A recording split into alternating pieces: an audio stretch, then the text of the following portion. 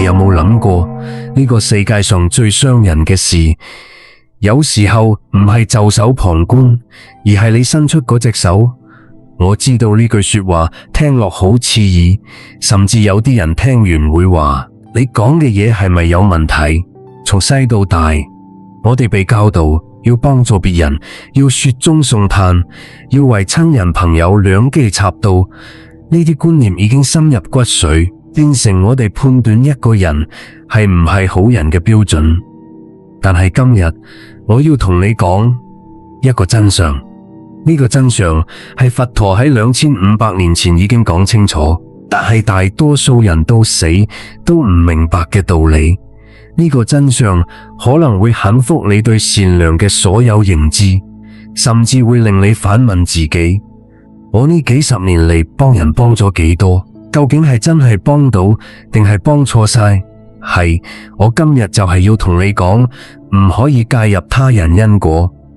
呢幾種忙絕對唔可以幫，哪怕係你嘅父母、你嘅子女、你呢世最愛嘅人都唔行，因為你一幫就係害佢，你一出手就係同因果對豬奸。而因果呢樣嘢從來唔會輸講呢啲。我唔係叫你變得冷血無情，恰恰相反，我係要教你一種更高層次嘅慈悲，有智慧嘅慈悲。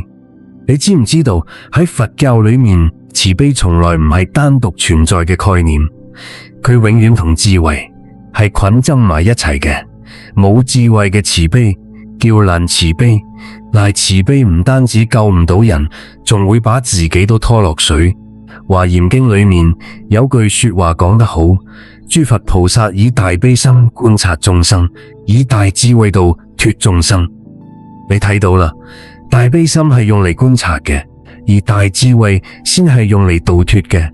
光係有悲心，睇得到苦難，但係要真正幫到人，必須要有智慧嚟判斷乜嘢先係真正嘅幫助。今日呢集嘅內容，我相信會觸動好多人內心深處最柔軟嘅地方，因為我哋接下嚟要講嘅呢啲情景，你一定或多或少都經歷過。你以為自己做咗對嘅事情，但係結果事與願違，嗰種痛苦同困惑，我明白。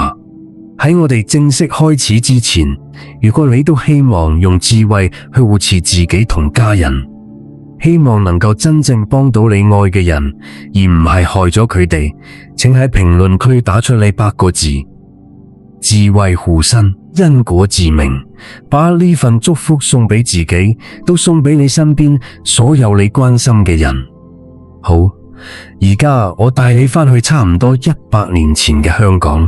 嗰陣時嘅香港唔係而家呢個閃閃發光嘅都市，係一個街巷窄窄，人情味濃厚，鄰里之間守望相助嘅地方。呢個故事嘅主角，我叫佢阿炳。阿炳係灣仔一帶出晒名嘅好人，佢係做南北行生意，起家到佢呢一代已經係本地數一數二嘅殷實商家。但係阿炳同其他商人唔一樣，佢冇嗰種暴發戶嘅傲氣，反而出晒名係樂善好施。街坊邊個遇到困難，佢都伸手廟宇要修葺，佢出錢窮人家，個仔讀唔起書佢資助。鄰里之間提起阿炳，個個都好起大拇指。阿炳呢個人真係菩薩心腸，佢咁多功德，死後一定升天。阿炳自己都係咁諗，佢常常喺佛前上香心想：我呢世冇做過對唔住人嘅事，只有別人對唔住我嘅份。佛祖一定會保佑我，保佑我嘅家人。但係事情開始起變化，先係佢個細佬。阿炳個細佬叫阿省，從細就唔愛讀書，唔愛做嘢，整日知道吃喝玩樂。阿炳心軟，諗住一奶同胞，能幫就幫阿省阿波，輸咗錢佢幫忙還阿省，係面惹咗事佢拿錢去擺平。阿省睇上咗邊個女仔，佢出面去xuất媒送禮，幫下。阿炳漸漸發覺唔對勁，阿星嘅胃口越嚟越大，要求越嚟越過分，態度都變咗。以前仲會說聲多謝，後嚟連謝都懶得說，仿佛哥哥幫佢係理所當然，唔幫反而係哥哥嘅錯。有一次，阿成喺租場輸咗成幾千銀，差唔多係一個普通家庭成年嘅積蓄。佢大半夜跑嚟揾阿炳，唔係求佢，係質問佢：大佬，你咁有錢，呢啲細錢都唔肯幫我，你係唔係我親哥哥？阿炳心裏難受，但仍係幫佢還咗。佢安慰自己，血濃於水，佢始終係我細佬，佢年紀仲輕，等佢食夠翳，自然會改。可係阿星唔單止冇改，反而越嚟越變。本家里因為佢知道，無論佢租幾大嘅球，大佬都會兜，就阿炳嘅煩惱，仲唔止呢一根佢個仔阿雲，人坑都草毀咗。阿文從細聰明，讀書一目十行。阿炳對呢個仔寄予厚望，花重金請城裏最好嘅老師教佢。但係唔知從幾時開始，阿文識咗一班痞夫子弟做朋友，開始流連聲色犬馬，學業荒廢，仲惹咗大麻煩。阿文為咗幫一個所謂兄弟去為官員事情擺路，嗰個朋友坐咗監。而阿文因為係主謀，罪責最重。阿炳得知消息，猶如五雷勒頂，佢連夜動用所有關係，散盡半副家產，終於保住個仔冇事。只被送走嗰日，阿炳望着佢嘅背影，淚流滿面。佢心諗，都係我呢個做老豆嘅唔好，平時對佢太嚴格，所以佢先會反叛。等佢返嚟，我一定要對佢更好，乜都依住佢。你聽出問題嚟咗未？阿炳把兒子犯下嘅大錯歸咎於自己太嚴格，佢完全冇意識到，淨係自己一次次嘅兜底，一次次嘅善後，令個仔從細就知道，無論做乜都有老豆喺後面撐住，天塌落嚟有老豆頂住。呢種有恃無恐，先係個仔咁以身試法嘅根本原因。而阿炳嘅災難仲遠遠未完，佢阿媽病咗，醫生診斷之後，神情凝重咁將阿炳叫到一邊，告訴佢實情：你阿媽得咗糖尿病，呢種病在當時係無藥可醫，只能靠調養，最緊要係保持心情愉快，千祈唔好令佢操心着急，否則病情會惡化得更快。阿炳一聽，當下做咗一個決定，對阿媽隱瞞病情，亦唔讓家裏任何人話俾佢知。佢對阿媽講：醫生話啦媽，你身子骨硬朗嘅很，只係有啲虛，好好補一補就冇事啦。老人家信以為真，每日樂呵呵咁養病。佢唔知道嘅係，佢嘅身體正在一點一點被掏空。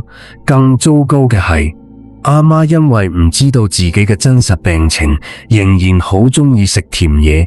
每次家裏整咗糖糕，佢都要食好幾件。阿炳個老婆想阻止阿炳，反而話：媽難得開心一次，讓佢食啦，佢開心就好。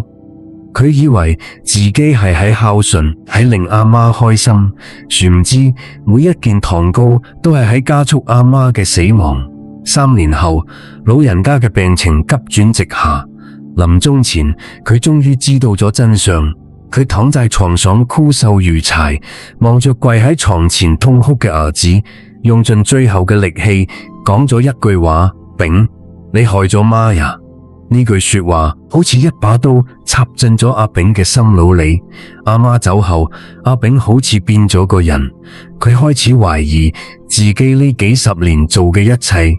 我明明係喺幫忙，我明明係出於好心，點解到頭嚟所有人都越嚟越差，包括我自己。佢個細佬阿生，因為長年薄非課無度，欠下一屁股債，差點把阿炳嘅生意都連累埋。阿炳忍痛同細佬斷咗來往，從此形同陌路。佢個仔阿文從外面返嚟之後，唔單止冇改過自身，反而比以前更加放浪形骸。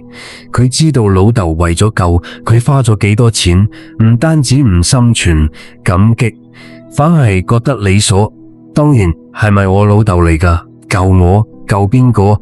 就喺阿炳萬念俱灰嘅時候，命運求佢安排咗一場轉機。嗰年秋天，一位雲遊嘅札師嚟到附近一間古廟掛單。呢位假師法號郭真，據說係南方某座深山古崖嘅住持，雲遊四方度化有緣人。阿炳聽聞之後，心諗：我呢世捐咗咁多廟，燒咗咁多香，係從來冇真正親近過高僧，而家心裏邊有咁多苦悶，唔如去向姑師請教。於是佢備咗一份厚禮，嚟到古廟求見郭真姑師。真做師唔係住喺正殿嘅酒房，而係喺廟後面嘅一片竹林裏面搭咗一個簡陋嘅草棚。阿炳揾到佢嗰陣，佢正喺劈柴，60、70歲嘅老人，烏衣芒鞋，鬚髮皆白，動作卻利落得很。阿炳恭恭敬敬咁行禮，說明離意。郭真醜師放低斧頭望咗佢一眼，淡淡咁話：你唔使講，你嘅苦寫喺面上。阿炳一愣，隨即瞪咗口氣，知師為眼，我呢幾十年唔知做錯咗乜，明明係喺幫人，最後卻害咗人；明明係在行善，最後卻招嚟惡果。我實在諗唔通。郭真馬師冇直接回答佢，而係指住地下嗰堆木柴，問咗一個奇怪嘅笨問題：你睇呢啲柴係唔係我剛才劈好嘅？阿炳點頭，係。咁你話我劈柴嗰陣，係唔係每一斧頭都要用力？自然係要用力㗎。如果我唔用力，而係讓人代替我揮斧頭，呢啲柴仲係我劈嘅咩？阿炳諗咗諗，話咁就唔係知師劈㗎喇，係幫你嗰個人劈㗎。郭真法師微微一笑：你聽明白啦咩？阿炳一時愣住，說唔出話嚟。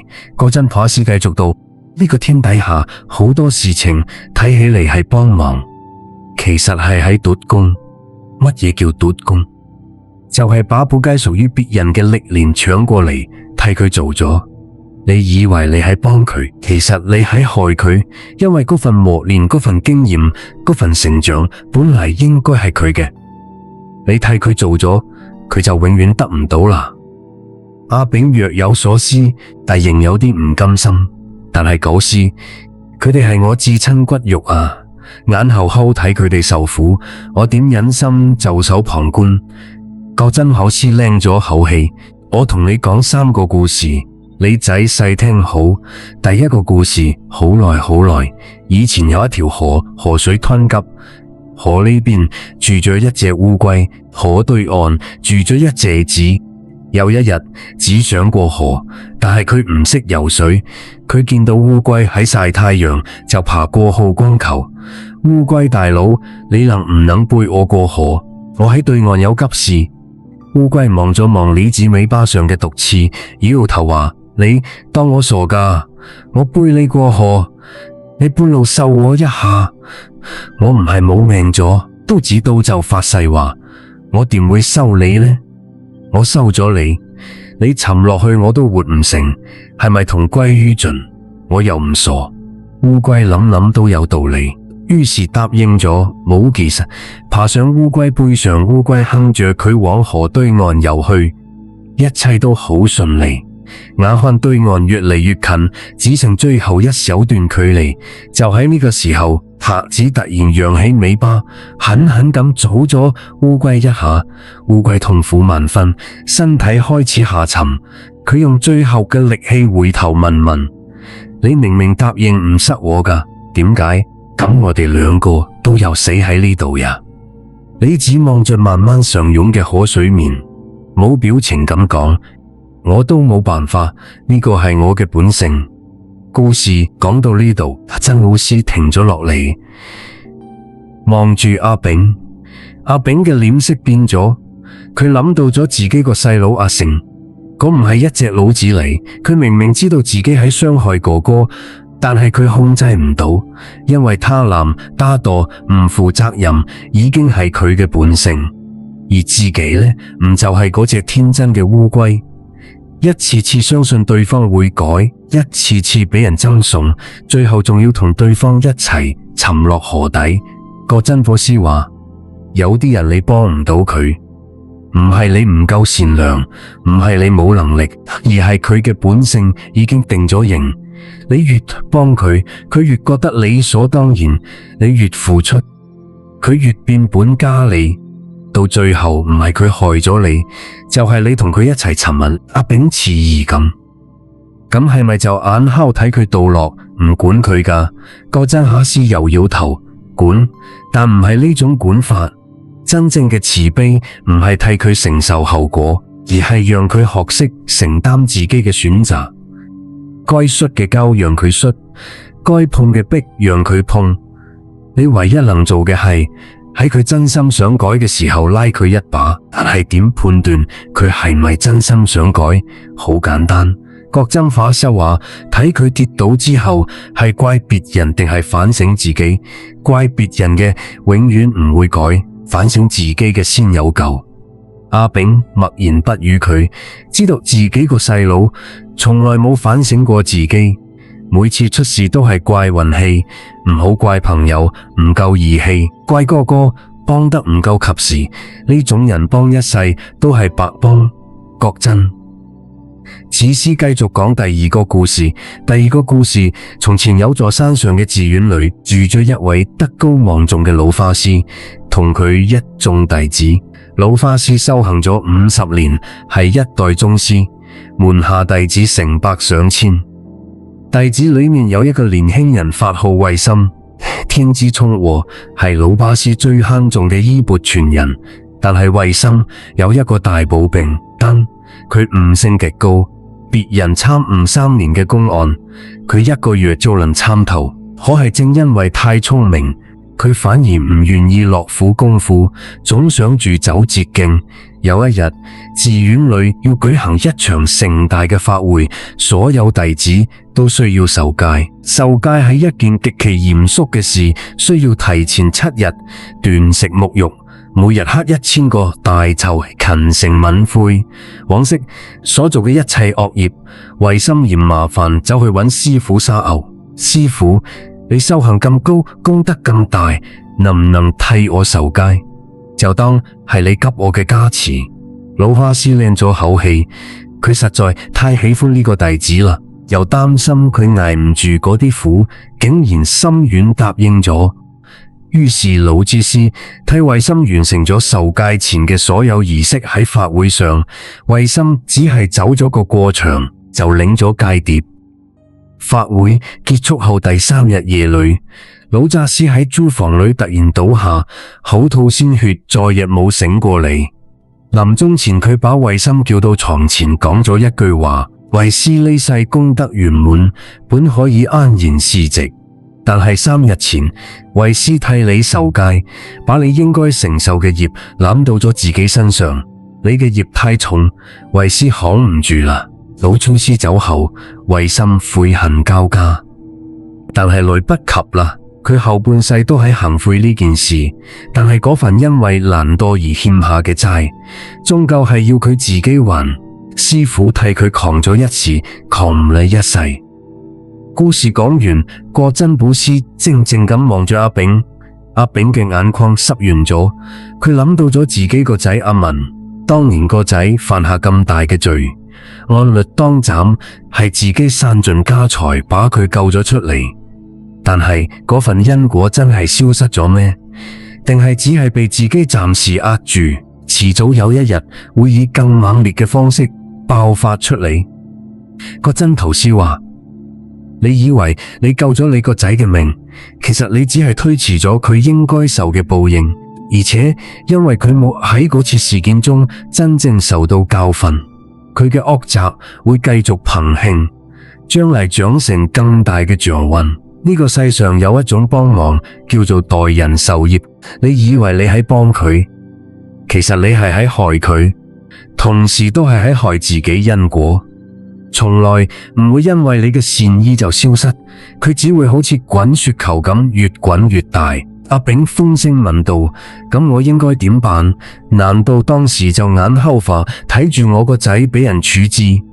戈真馬斯沉默咗一陣話：如果佢死咗，嗰係佢嘅因果，到咗頭下一世可以輕裝上陣，但係你把佢救咗，佢嘅因果冇了結，反而會延子孫。你想救佢，但你救嘅係佢呢世，你毀嘅係佢下世，甚至係佢子女嘅命運。你要記住佛說自作自受呢4個字，冇一個字係多餘嘅，自己做嘅孽只能自己受，而人幫着受，唔係善係逆天。阿炳聽得心驚肉跳，佢從來冇從呢個角度諗過問題。戈真 B.C 見佢心理動搖，繼續講咗第3個故事。第3個故事好耐好耐，以前有一個國家，國王同皇后只有一個兒子，就係太子。因為係獨子，皇后對太子溺愛到咗極點。太子細個跌倒，皇后唔讓佢自己爬起嚟，而係命令宮女把佢抱起嚟，然後將擲嗰塊令太子跌倒嘅石板。太子讀書稍微覺得辛苦，皇后就把老師換掉，話係老師教得唔好。太子長大後同大臣發生衝突，無論是非對錯，皇后都偏袒。太子把大臣迷去邊疆。太子成年後，皇后做咗一件更加不可思議嘅事，佢替太子揀咗太子妃，但係太子唔中意，皇后就做主，把太子妃退咗，換咗一個太子中意嘅。後嚟嗰個太子又唔中意啦，皇后真係換前後換咗7個太子妃。朝野上下冇不議論紛紛，老國王實在睇唔落去，幾次想要管教太子，都俾皇后攔住咗。皇后後沉住話：陛下，佢係我哋唯一嘅兒子啊，我哋唔疼佢，邊個疼佢？佢仲細，等佢長大就好啦。可係太子冇長大，佢30歲嗰陣仲係好似個細路咁，遇到任何事情都揾老后解決。佢唔識處理政務，唔識帶兵打仗，唔識同大臣溝通，因為呢啲事從嚟都有人替佢做好晒。老國王嗌崩後，太子登基，呢時候嘅佢已經完全唔知道點治理一個國家。佢任人唯親，把朝政交俾外戚同小人。佢濫用民力，為咗修建宮殿，唔識搜刮百姓。佢分通冇能面對外敵入侵，只知道逃跑。3年後，呢個國家俾鄰國吞併，太子被俘虜之後，淪為奴隸，最後攣慘地死在異國他鄉。而嗰位一世都喺保護兒子嘅皇后，都俾敵軍所累，受盡屈辱而亡。戈真都斯講完呢個故事，長長咁領咗口氣。皇后愛唔愛佢個兒子？愛比天下所有嘅夏后優都愛，但係正係呢份愛毀咗佢個兒子，毀咗整個國家，都毀咗佢自己。你知唔知點解？因為佢幫錯咗忙，佢幫個仔擋住咗所有嘅風雨，卻都擋住咗佢成長嘅機會。佢幫個仔解決晒所有嘅麻煩，卻都跟奪咗佢學識解決問題嘅能力。佢以為自己喺鋪路，其實係喺挖坑。佢替個仔走嘅每一步路，都係個仔將嚟要加倍還嘅債。真正嘅愛唔係替孩子掃清一切障礙，而係教佢點樣跨越障礙。真正嘅幫忙唔係替人承擔後果，而係陪伴佢面對後果。3個故事講完，阿炳跪喺地上，久久無法起身。佢終於明白咗呢幾十年嚟，佢以為自己喺做善事，喺幫助家人，喺積累功德，殊唔知佢做嘅每一件事都係喺幫倒忙。佢幫細佬還地債，係喺縱容細佬繼續登；佢幫個仔擺平官司，係喺告訴個仔犯咗錯，唔需要付出代價。佢幫阿媽隱憤病情，係喺唔係奪阿媽自主選擇嘅權利。佢把幫忙當成咗愛，把包辦當成咗關心，把縱容當成咗善良。佢以為自己係喺度仁，其實係喺害人。佢以為自己係喺行善，其實係喺造孽。國真導師扶起咗佢，講咗最後一番話：阿炳，你今日能夠諗通，呢啲已經係極大嘅福報啦。從今往後記住3件事。第一，因果唔可代每個人嘅業，只能自己消。一人幫唔到你，能做嘅係喺旁邊陪咗佢，提醒佢，引導佢，但嗰份苦必須佢自己食。第二，慈悲要有智慧，冇智慧嘅慈悲係爛慈悲，單止救唔到人，仲會把自己都拖落水幫忙。之前先諗清楚，呢個忙幫咗之後，佢會變得更強定、更弱，會令佢成長。第三，放手先係真愛。你越係抓住唔放，越係想控制一切，對方就越唔可能真正獨立。有時候袖手旁觀比出手相幫更需要勇氣，都更係真正嘅愛。阿炳開咗3個孔頭，借過祖師嘅教誨返到咗家中。從此以後，佢變咗細佬阿星再次借錢嗰陣，阿炳果斷拒絕，直言以往嘅縱容反而害咗佢，從此要求佢自力更生。阿星起初諗怒大鬧，但係失去依靠之後，反而戒掉惡習，靠自己嘅雙手走上正道。幾年後，阿星誠懇道歉，終於明白哥哥嘅拒絕先係真正嘅善良。對於返咗嚟嘅個仔阿文，阿炳同樣唔再溺愛，而係讓佢從商號底層做起，喺更新中磨練醫治阿文。從最初嘅叫苦連天，到最後脫胎換骨，唔單止精通經商，更加學識咗責任同擔當。晚年嘅阿炳將家產捐出喺附近辦咗一間學堂收留並教導孤兒，佢唔再單純供養，而係傳授謀生之計同做人之道。佢常常告書過孩子哋，路要自己行，跌倒咗要自己爬起嚟，因為明只有靠自己先救得到。呢啲說話正係當年國真祖師傳授俾佢嘅真韻。故事講到呢度，我想你心裏應該已經有咗一啲答案，但係接下嚟我要告訴你嘅係呢啲古老智慧背後更深層嘅道理。佛法講因果，因果究竟係乜嘢？好多人以為因果就係善有善報，惡有惡報，呢個當然冇錯，但只係最淺顯嘅一層。真正嘅因果係一種能量嘅循環同平衡。做咗一件事，呢件事就會產生一個能量波，呢個波會宏為擴散，觸碰到其他嘅人，同時然後彈返到你身上，呢個就係因果。種乜因得乜果，唔係有人喺東罰你，而係能量守繫嘅必然結果。咁問題嚟啦，當你替別人承擔後果嘅時候，發生咗乜嘢？你其實係把本來應該返到佢身上嘅能量波強行拉到咗自己身上。短時間內佢好似輕鬆咗，但係嗰個能量並冇消失，佢只係改變咗方向。而因為能量俾你干擾咗，佢變得更加混亂，更加難以預測，最後可能以更猛烈嘅方式爆發出嚟。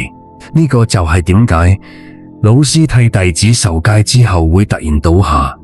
嗰弟子嘅業太重，本來應該由弟子喺漫長嘅修行中慢慢消化，結果一下子全壓喺咗老師身上，佢嘅身體承受唔住。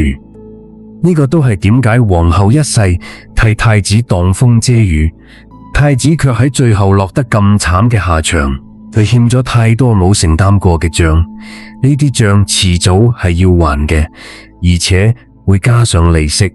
所以當我哋話呢幾種忙唔能幫嘅時候，唔係喺教你冷血無情，而係喺告訴你一個宇宙嘅基本法則。每個人嘅因果只能自己啦，你幫唔到都唔應該幫。金剛經裏面有一句話講得非常透徹，一切有為法，如夢幻泡影，如露亦如電，應作如是觀。所有嘅現象都係因緣和合而成嘅，有生就有滅，有聚就有散。你以為你能夠改變別人嘅命運，其實你只係喺夢中添咗一個幻影，嗰個幻影消散之後該嚟嘅仲係會嚟，但係呢個並唔代表我哋就應該袖手旁觀見死。不夠佛法嘅智慧喺於中道，唔係一味咁幫，都唔係一味咁唔幫，而係要睇清楚乜嘢情況下該幫，乜嘢情況下唔該幫。讓嚟同你講幾個具體嘅判斷標準。幫忙之前先問自己3個問題。第一個問題，呢個忙幫咗之後，佢會變強定變弱？如果你幫咗呢個忙，佢能夠學到嘢，下次遇到同樣嘅情況可以自己處理，咁呢個忙可以幫。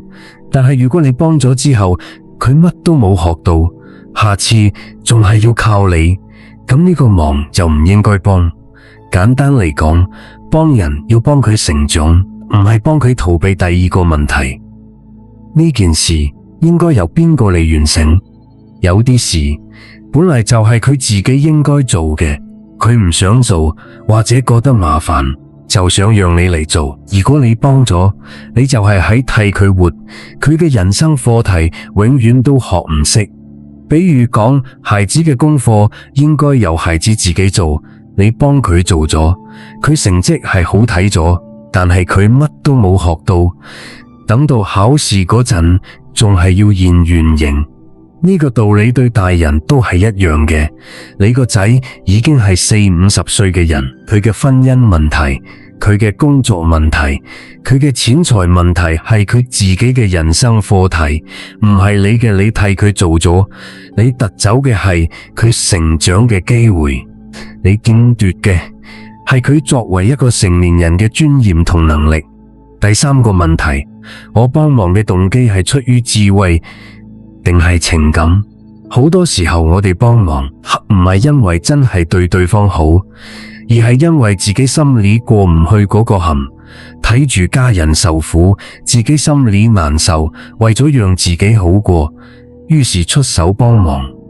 但係呢種幫忙出發點係自己，唔係對方真正嘅智慧型幫助，係冷靜地評估乜嘢對對方最有利，哪怕嗰個選擇會令自己心裏難受，都要堅持去做。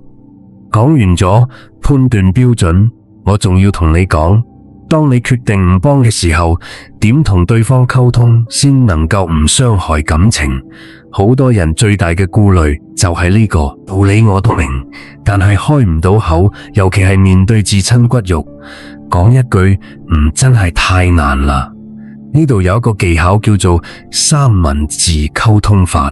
第一層麵包係肯定同理解先，讓對方感覺到你係站喺佢嗰邊，你明白佢嘅難處，你唔係喺否定佢。比如講，我知你而家好辛苦，呢件事確實唔好處理。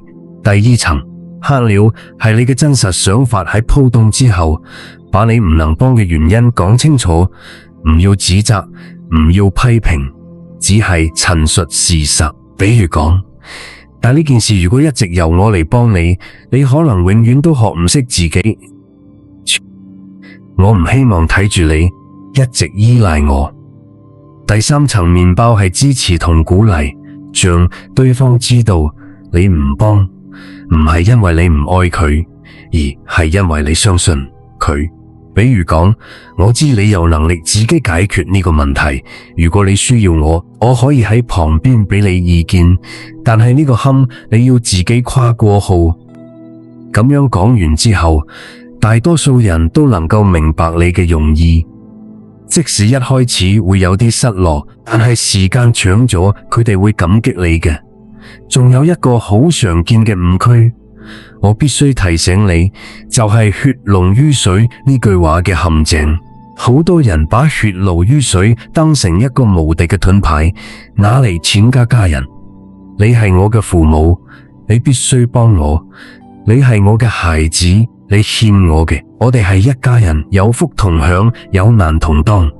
但係你細心諗諗，呢種邏輯係咪好奇怪？因為我哋有血緣關係，所以你就必須冇條件咁幫我，哪怕我做嘅事係錯嘅，哪怕幫我會害咗你。呢個唔係愛，呢個係道德硬裙。